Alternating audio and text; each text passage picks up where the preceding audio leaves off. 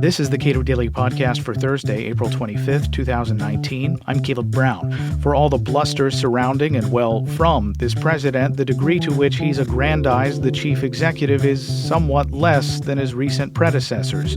That's from Cato Vice President Gene Healy. He admits, of course, the bar is pretty low. He details his case in the latest issue of Reason magazine. To the extent that Trump derangement syndrome is a thing that afflicts a lot of people in Washington, D.C. and around the country, almost all of it seems to focus on his outlandish conduct. And you've sort of taken a look at to what extent he's actually expanded the powers of the executive, which is a more enduring thing, we think. So to what extent has this president altered or expanded the presidency as compared with somebody like Barack Obama or George W. Bush or Bill Clinton or George Bush or Ronald Reagan?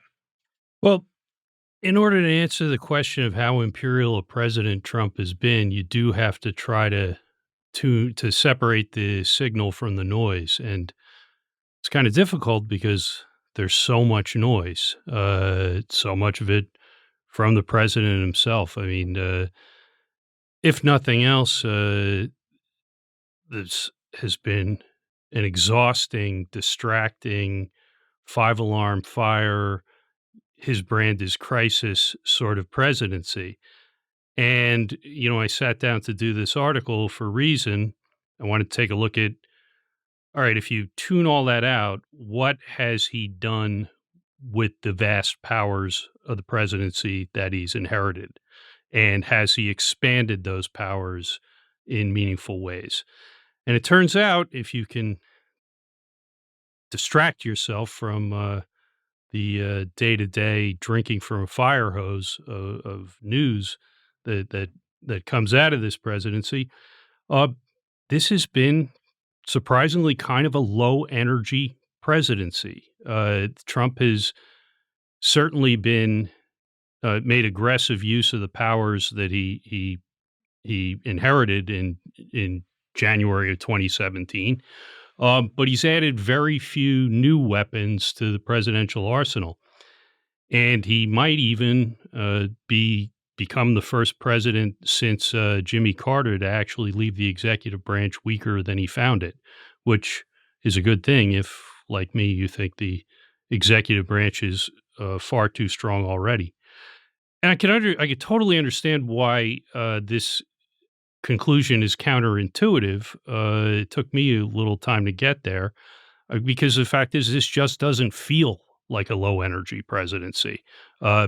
If you listen to Trump and listen to what he says and take him at his word, you would think it's the most imperial presidency we've ever had. There's this constant drumbeat of crank theories of executive power and like law school exam hypotheticals on a incessant basis. He's going to do another Saturday Night Massacre, fire the special counsel. He's tweets out that I have the absolute right to pardon myself, which is something that no other president since Richard Nixon, at a time when Nixon was drunk and despairing and talking to portraits of presidents on the walls. No other president has seriously considered this, let alone in public. And then, do things like the run up to the 2018 midterms. He's going to revoke birthright citizenship with the stroke of a pen, something that, implicates more than 4 million Americans. And what's striking is how many of these things in the final analysis turned out to be like your crazy uncle shouting at the TV, things that don't get followed through. In the end, he doesn't fire Mueller. He makes no move to pardon himself. The birthright citizenship idea seems to be this pump fake to rally the base and distract the media because he never mentions it again after the elections, and on and on. There's this familiar pattern of Trump hitting send tweet on insane theories of executive power, and everybody cancels their weekend to try to figure out if he can do that.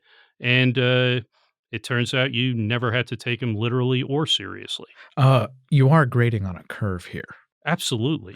And It's the curve is a pretty big one. yes, it always makes me think of, the famous phrase from, W, the soft bigotry of low expectations. Because the fact is, Trump has been a very imperial president. He ramped up war on terror bombings, over the already I believe in his last year in office, Obama dropped some 26,000 bombs on 7 different countries. Trump had passed that 9 months into his presidency. Um, there's no question he's made aggressive use of the already expanded powers of the office. Where he's done less than either Bush or Obama, however, is in adding new tools to that toolkit. There's really only a couple of instances where you can point to genuine executive power grabs that expand the powers over the baseline. So I know that one of your laments at the end of the Obama administration was his, I think Mike Lee called it a deathbed confession from President Obama, the concern that he had left a loaded gun in the White House for his successor.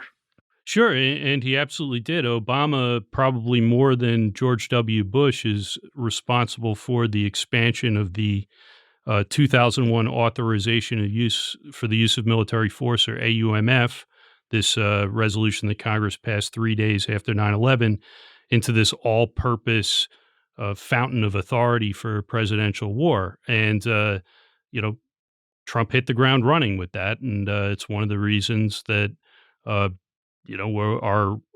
our involvement abroad and the war on terror goes along on autopilot with very little congressional debate. So Trump took advantage of that loaded weapon that Obama handed him, but again, it's not a weapon that he crafted himself.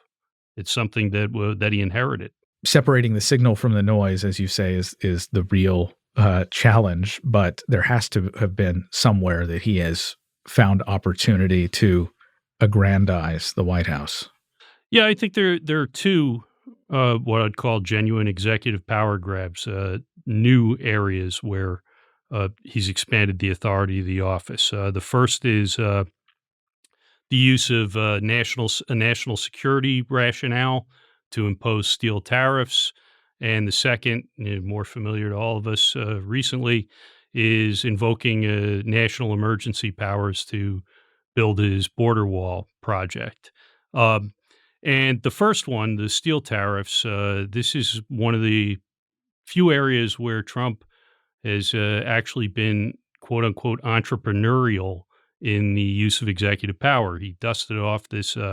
He's not the first president to impose tariffs under one statutory regime or another.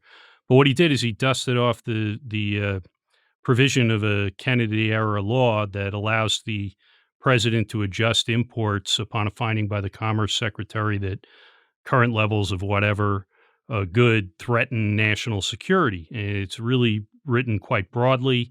It hadn't been used in the past for, uh, things like steel tariffs. It had been used to impose oil embargoes on Iran in 79 and Libya in 1982, sort of in the national security ballpark.